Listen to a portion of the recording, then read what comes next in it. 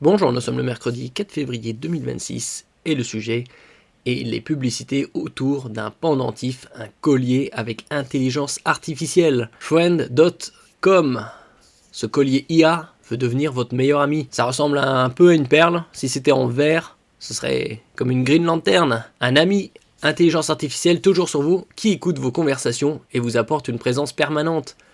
C'est la réalité et ça fait déjà polémique bien évidemment. Depuis quelques jours, les publicités pour Friend.com envahissent les couloirs du métro parisien. À travers des publicités énigmatiques, le produit présenté dans un cadre minimaliste promet une compagnie constante grâce à l'intelligence artificielle. Ça fait plus penser à des sociétés d'Extrême-Orient, type Japon, Corée du Sud, voire en Chine, où ça pourrait relativement fonctionner. En Europe ou en Amérique du Nord, ce sera dans une moindre mesure. De quoi sauver la solitude d'une époque à travers un gadget qui suscite déjà de vives critiques sur la question de la vie privée. Qui serait prêt à payer pour avoir un espèce de pendentif micro qui écoute en permanence et ça coûte à peu près 110-120 euros. N'oubliez pas de vous abonner pour plus de news sur le monde de la high-tech ainsi que les bons plans, également sur mon Twitter et en description sous toutes mes vidéos. Vous pouvez les retrouver dans mes playlists et voir mes articles sur mon blog.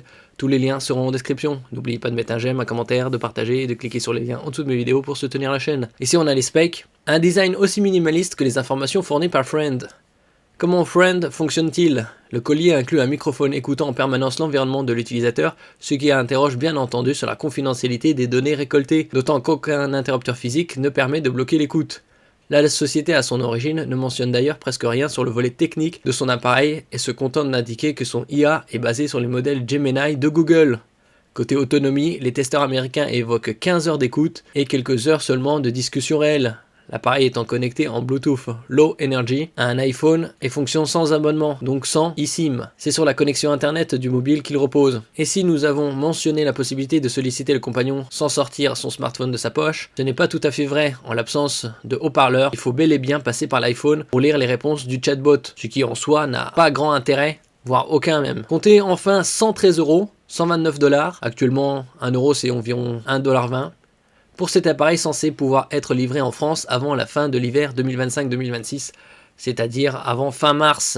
Tandis qu'il est possible de tester gratuitement des profils de Friend sur le site de cette marque, qui ne donne aucune garantie tangible quant à la non-exploitation des données personnelles qu'elle récolte. Si on peut voir par exemple le site Friend, Meet a Friend. Derrière ce projet, on retrouve Avi Schiffman, un développeur américain de 23 ans passé par Harvard, célèbre pour son site de suivi du C19 en 2020. Encore un, il a fondé la startup en 2023 et investi près de 2 millions de dollars dans le domaine Friend.com. En France aussi, on en avait un qui avait développé un système de suivi du C19. Il avait aux alentours d'une vingtaine d'années, 20-25 ans. Lancé en grande pompe à l'été 2024, le produit cible les hyperconnectés en quête de lien social et propose même une version gratuite en ligne pour tenter l'expérience avant de passer à la caisse. Après avoir fait sensation dans le métro de New York, son arrivée en France sonne comme la promesse d'une expansion prochaine à l'international. Pour autant, il n'est actuellement pas possible de commander le pendentif chez nous. Bon, ça ressemble plus à un gadget. D'un autre côté, qui serait prêt à payer un peu plus d'une centaine d'euros pour se faire écouter sans garantie de confidentialité? En attendant la mise en vente officielle et les premières livraisons, il faut s'attendre à ce que l'appareil fasse encore parler de lui,